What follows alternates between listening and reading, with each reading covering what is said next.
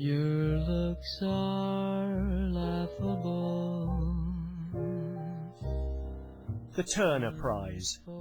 Neither use nor ornament, according to some. Yet you're my favorite work of art. But that might be about to change. Whatever else the critics might say about this year's entry from a young architects collective called Assemble, it ain't useless.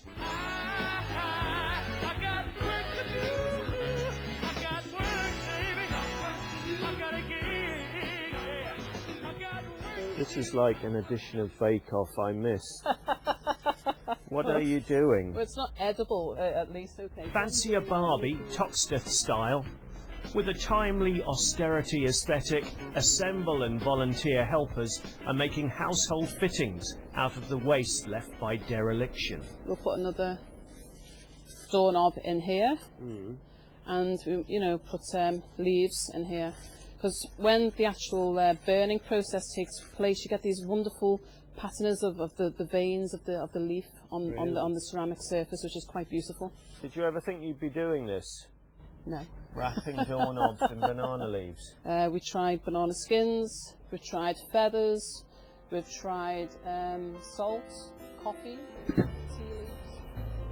Here's one Assemble made earlier. Different. Assemble's bespoke fixtures and appurtenances have ended up here in a Glasgow gallery, awaiting the judge's verdict in the Turner Prize. Their products are also available to buy online, with the proceeds supporting Assemble's work back in Liverpool, where they've so far renovated 10 houses in Toxteth.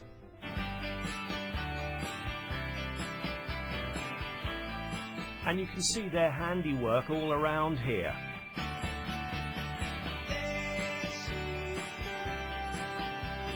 They fixed up young Shiloh's house, including the doorknobs on the cupboards. She loves them doorknobs. Not to mention a new fireplace, her mum's pride and joy, made out of crushed bricks and aggregate rescued from a skip. When I opened the front door and seen this contemporary, open plan, beautiful home, I was just, you know, very happy with what they've done. And it's been done with a lot of thought. It's aesthetically, to me, attractive.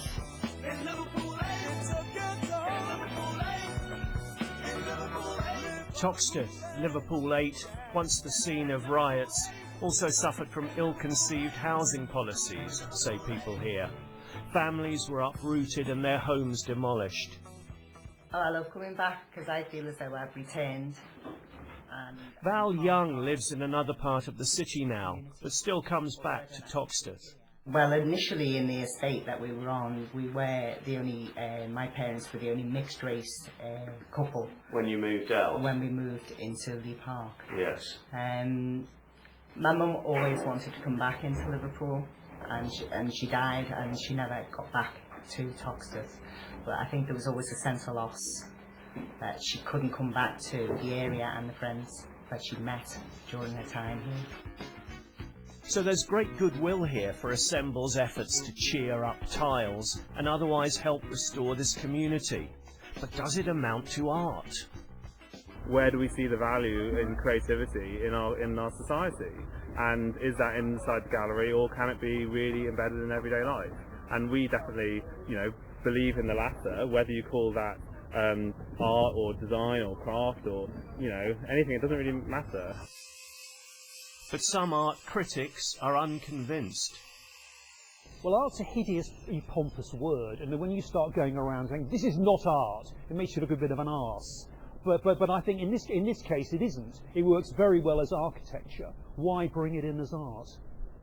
Well, I think if you're just looking for stuff that isn't pretentious and it's useful, why don't you nominate B&Q or Oxfam? I mean, those are very worthwhile.